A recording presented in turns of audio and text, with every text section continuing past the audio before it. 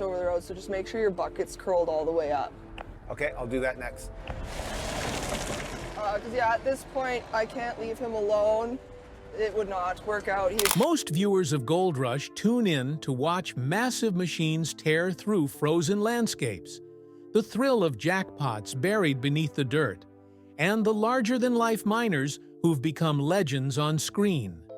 But behind the roaring excavators and triumphant gold weigh-ins lies something much darker. A quiet crisis the cast has been desperately hiding.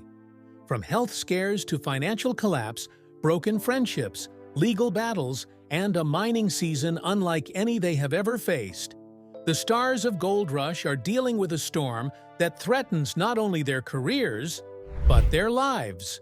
And now, for the first time, the truth is starting to spill out. What happened this year that fans never saw coming? Parker Schnabel, the pressure that finally broke him. For more than a decade, Parker Schnabel has carried the weight of Gold Rush on his shoulders. Fans watched him grow from a determined teenage miner into one of the most successful operators in the Klondike. But behind the confident posture and relentless drive, something has been cracking. Parker has always been open about the pressure he feels.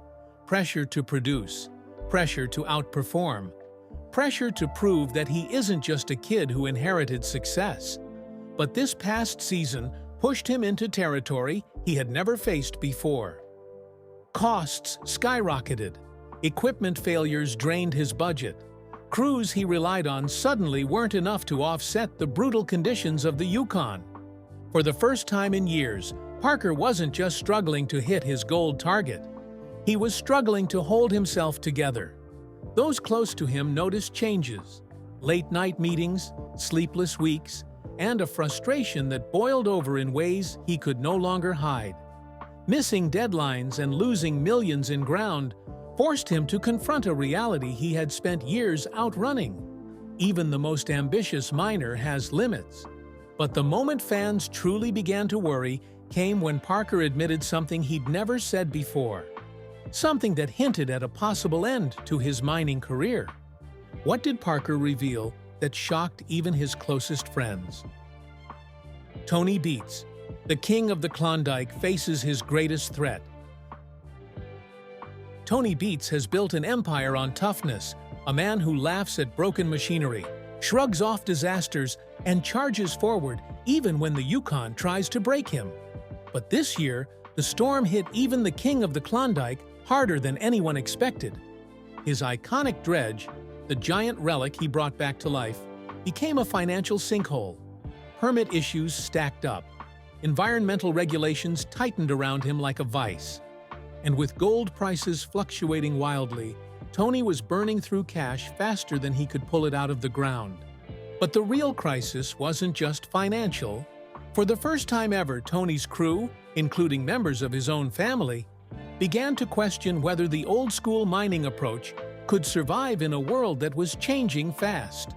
Equipment shortages, labor instability, and political pushback left Tony cornered.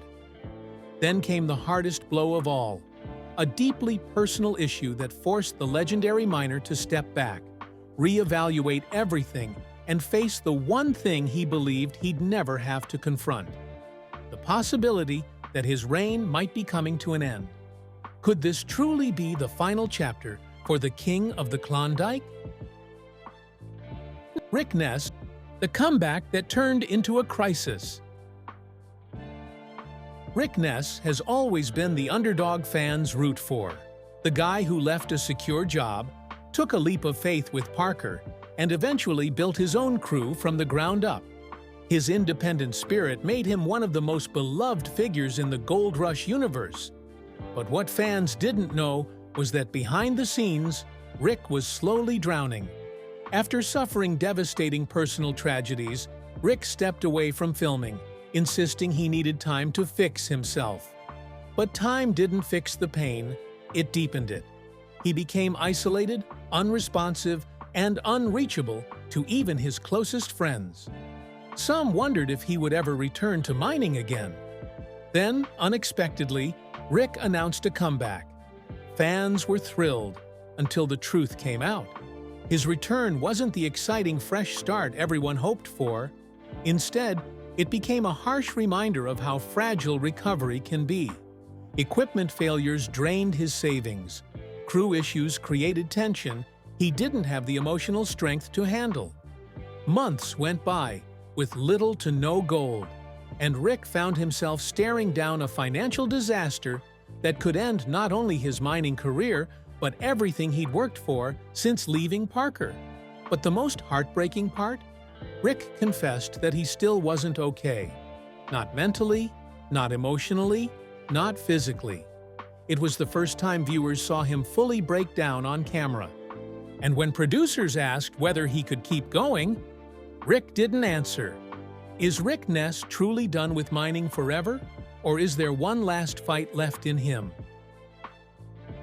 The Hoffman Legacy, a return that shook the entire show. Todd Hoffman's return to the Gold Rush universe should have been a triumphant moment, the seasoned miner coming back to reclaim old glory. But instead of a victory lap, his reappearance exposed a brutal reality. The gold game had changed, and Todd wasn't ready for the war he was walking into. The moment he set foot back on a claim, Todd faced overwhelming pressure. Fans expected a comeback story. Miners expected competition. Networks expected ratings.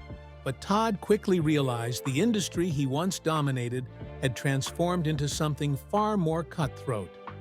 Fuel prices were higher, profit margins were slimmer, and new mining rules strangled operations before they could even get started. His equipment broke down faster than he could repair it. His son, Hunter, determined but inexperienced, clashed with him on nearly every decision. And as failures stacked up, the Hoffmans found themselves sinking deeper into financial uncertainty with every passing week. But then the darkest moment came. Todd received news that forced him to halt production immediately, something that left his crew in shock and sent rumor mills spinning across the internet. Whatever happened behind the scenes, one thing became clear.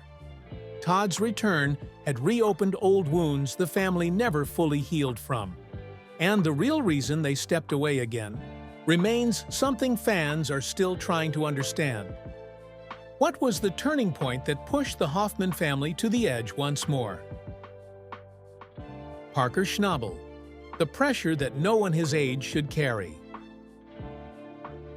Parker Schnabel may be one of the most successful young miners in modern history, but the world rarely sees the crushing weight behind that success. From the moment he inherited his grandfather's claim, he has lived under the burden of expectation. Fans see him as an unstoppable force, the prodigy who always finds gold, who always outworks everyone, who always pushes harder than the competition. But the truth is far more complicated and far more painful. As each mining season grows riskier and more expensive, Parker battles the fear of failure constantly.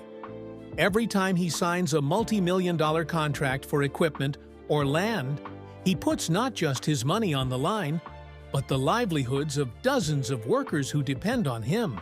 If a season goes badly, those families suffer. That responsibility sits on him like a weight he can never set down. And while the cameras capture his determination, they rarely show the loneliness that creeps in when the long days turn into long nights. Parker has sacrificed almost everything for mining. Relationships, friendships, moments he'll never get back. Even his crew has seen how he breaks down in private, exhausted from pushing himself to the edge year after year. Recently, Parker hinted that he may be approaching a crossroads. The rising cost of operations, the shrinking gold margins, and the unrelenting expectations from fans and the network have left him questioning whether the life he chose is sustainable. For the first time, even Parker doesn't know how many seasons he has left in him. If the golden boy of Gold Rush walks away, what happens to the rest of the mining world that has always followed his lead? The collapse of crews across the Yukon. One of the biggest hidden crises in the gold rush universe has nothing to do with gold itself. It's the collapse of the crews who make the show possible. These teams once functioned like families, bound by the shared mission of surviving the season and striking it rich. But in recent years, everything has changed. Inflation has made diesel costs skyrocket, forcing crews to run fewer hours, shut down machines, or cut workers altogether. Harsh weather conditions have become more unpredictable, destroying equipment and washing away carefully planned operations. And behind the scenes, personal conflicts have erupted into full-blown rifts that production tries desperately to keep off camera. Some miners quit mid-season, unable to handle the pressure. Others walked away after losing everything. A few, heartbreakingly, never recovered, mentally or financially, from the brutal toll of the mining lifestyle. One miner described modern gold mining as gambling with your sanity. Another said that he watched lifelong friendships crumble over unpaid wages, broken promises, and the desperation to find enough gold to simply break even. The crisis is so severe that producers have quietly begun scouting new miners to replace cast members who might not return. And fans don't even realize how close the show has come to losing multiple stars in a single year. If crews keep falling apart at this rate, how long before Gold Rush collapses from the inside? Todd Hoffman's return and the cost of a second chance. For years, Todd Hoffman was the heart of Gold Rush, the dreamer who led his crew into the unknown with nothing but faith, hope, and a willingness to fail publicly. Fans loved him because he wasn't polished or calculated. He made mistakes, sometimes enormous ones, but he owned them. And for a long time, that was enough.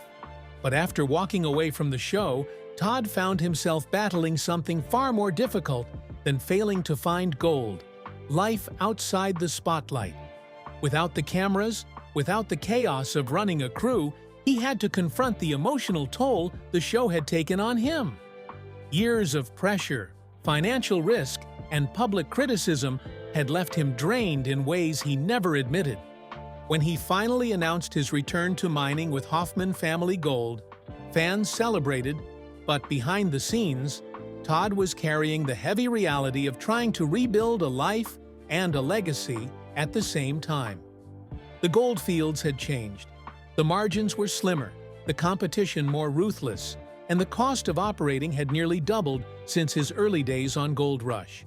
The world he returned to was not the world he left behind. And yet, Todd refused to accept defeat.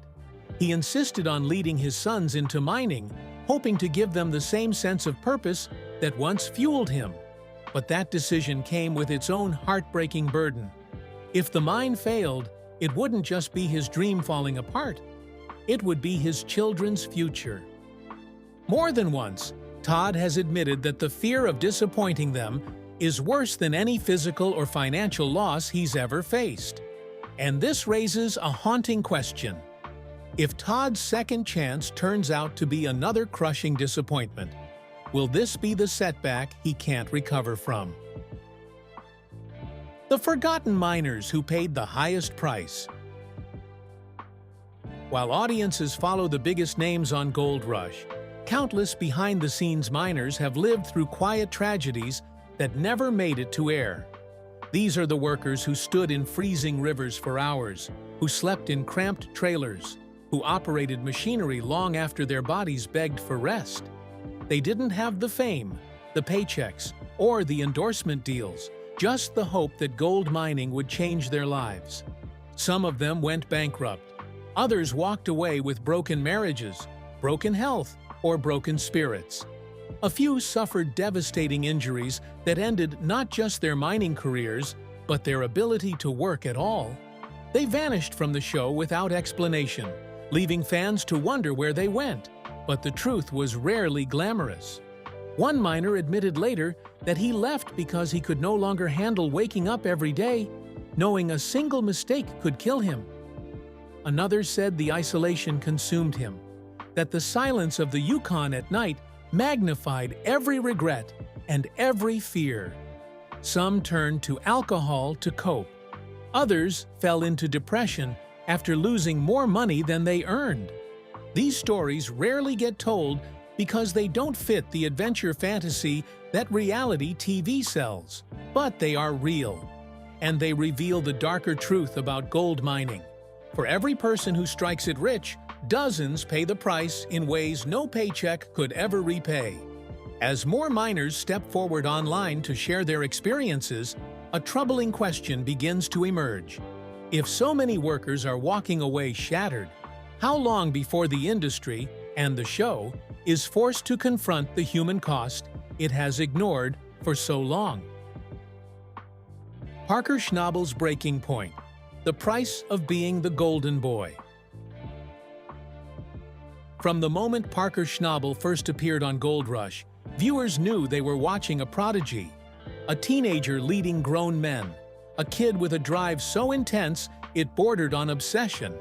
But while fans admired his skill and determination, very few understood the emotional burden he carried. A burden that grew heavier with every passing season. Parker didn't choose mining out of convenience or curiosity.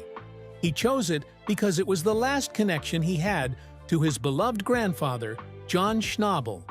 And that love, that legacy, pushed him harder than any paycheck ever could.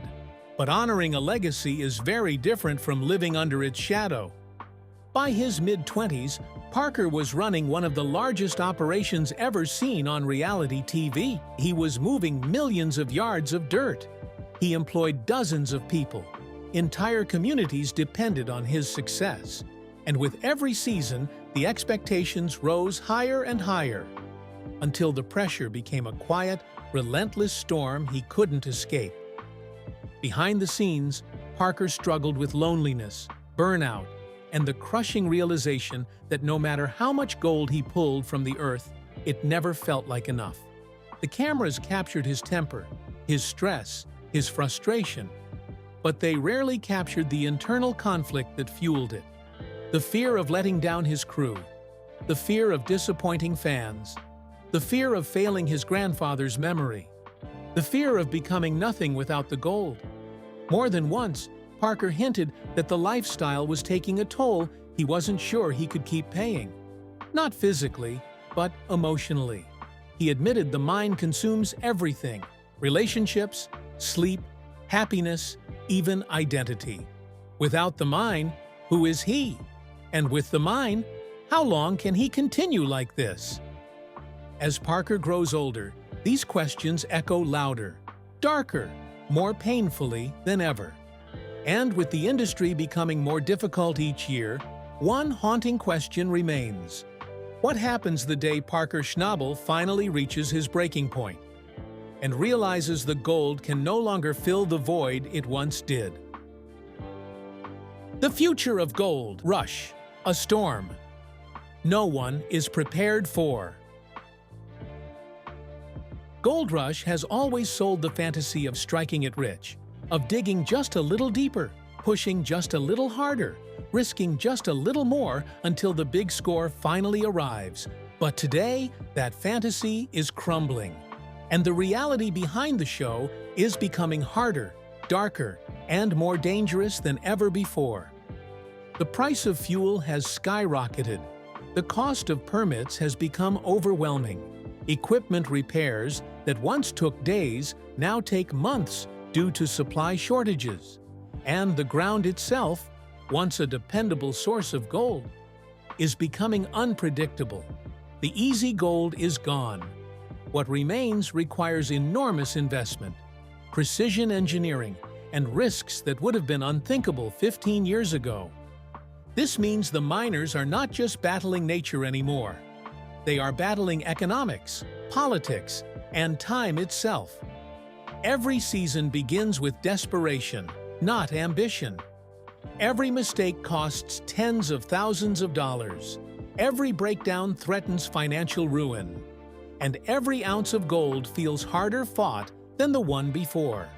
Even the most successful miners on the show can no longer pretend everything is fine. Tony Beets is facing regulatory pressure like never before. Parker Schnabel is carrying the weight of expectations that could break anyone. New miners arrive with hope, but quickly learn that hope doesn't pay for diesel, repairs, or crew wages. And then there is the darkest truth of all. If ratings ever drop or production becomes too expensive, the show can disappear overnight, leaving these miners without the financial safety net the television once provided. Some rely on the exposure for sponsorships. Others rely on the bonus income. Without the show, their operations would collapse under their own weight. The future of Gold Rush is standing on a fault line. Fans see triumphs, discoveries, and dramatic victories. But behind the excitement lies an unstable foundation, and the cracks are spreading faster than anyone wants to admit. So the real question becomes, if the storm overtakes them, if the industry collapses, which miners will survive? And which ones will vanish into the history of a show that changed their lives forever? The Untold Cost of Fame: How Gold Rush Changed Their Lives Forever. Before Gold Rush became a global sensation, the miners were ordinary men living extraordinarily hard lives. No cameras, no fans, no pressure to perform for millions. But the moment those cameras arrived, something fundamental changed, for better and for worse. For many cast members, fame arrived like a tidal wave. At first, it felt exciting. People recognized them in airports. Strangers thanked them for their hard work. Kids asked for autographs. But quickly, the darker side began creeping in. The side that turns ordinary people into symbols, and symbols into targets. Parker couldn't walk into a grocery store without someone snapping a photo. Tony Beets became a folk hero, but also a lightning rod for criticism. Rick Ness discovered that fame magnifies every mistake and every absence. And even the Beets children, who never asked for fame, found themselves scrutinized for every word, every expression, every rumor that surfaced online. But the pressure didn't come only from fans, it came from the show itself. Production schedules dictated their lives. Filming demands limited their privacy. Even their worst moments, breakdowns, arguments, grief, were captured, edited, and broadcast to the world. And once something airs, it's out there forever, no matter how personal it was. As years went on, the cameras changed more than their lives. They changed their identities. Some miners struggled to separate themselves from their on-screen persona. Others admitted they felt trapped, forced to play versions of themselves that no longer felt authentic. And some, quietly and painfully, said they wish they could go back to the days when mining was just mining. But once you've built a public life, how do you ever return to a private one? How do you walk away from the fame, the opportunity, the money, even if the emotional toll becomes unbearable? The truth is, many of the Gold Rush stars are haunted by this question. And with each new season, the weight of being a public figure grows heavier, not lighter. Which leads us to the next, even darker chapter. If fame reshaped their lives, what happens when that fame begins to fade? When the cameras stop rolling, the fear no one talks about. For more than a decade, Gold Rush has been a constant presence, a machine of storytelling, mining, and adrenaline that millions tune in to watch. But off camera, a quiet fear lingers among the cast. What happens the day the show ends? In the mining world, stability is a myth. Seasons are unpredictable. Gold prices fluctuate. Equipment ages, repairs pile up, and the margins, even for the biggest names on the show, are razor thin. Many fans assume the miners are wealthy because they're on TV. But the truth is far more complicated. The show provides exposure. It provides supplemental income. It provides opportunities, merchandise, sponsorships, partnerships, appearances. all things that depend entirely on the show continuing. Without Gold Rush, several mining operations would face financial collapse almost immediately. Others would shrink drastically, and some would simply cease to exist. Tony Beets has admitted that mining is harder now than ever before. Parker Schnabel has said openly that the show helps soften the blow of bad seasons. Rick Ness, in his darkest moments, leaned on the show as one of the few constants left in his life. Even longtime crew members depend on the production cycle to keep working year after year, which is why the greatest fear isn't breakdowns, weather, or bad ground. The greatest fear is the day Discovery decides the story has run its course. When that day comes, and everyone knows it eventually will, the miners will have to face a reality far colder than a Yukon winter. No cameras, no support, no safety net, no guaranteed income. Just them, the Earth, and whatever strength they have left. Some might rise, some might walk away, some might never recover. And that raises the biggest question of all. If Gold Rush vanished tomorrow, which of its stars would survive and which would lose everything they've spent their lives building? At the end of the day, Gold Rush was never just a show about mining. It was never just about ounces, bulldozers, or broken-down equipment in the middle of nowhere. It was about people, real people, pushing themselves far beyond their limits in the hope of finding something better on the other side. And behind every big win, every tense moment, every triumph captured on camera, there were struggles we never saw, fears they never spoke aloud, and sacrifices that no amount of gold could ever fully repay. Troy Landry just wanted to provide for his family. Parker wanted to prove himself. Rick wanted a second chance. Tony wanted to build a legacy. And somehow, in their climb toward success, each of them paid a price the audience could barely imagine. Now, as new challenges rise and their futures remain uncertain, one thing becomes painfully clear. The real story of Gold Rush isn't the gold in the ground, it's the weight carried by the men who dedicated their lives to finding it. So, the next time you watch them fight the mud, the storms, the breakdowns, the machinery, remember this: every one of them is carrying more than a season's worth of pressure. They're carrying the expectations of their families, their workers, their fans, and the unforgiving truth that everything they've built could disappear in an instant. If you found this story as eye-opening as we did, make sure to like, subscribe, and share this video.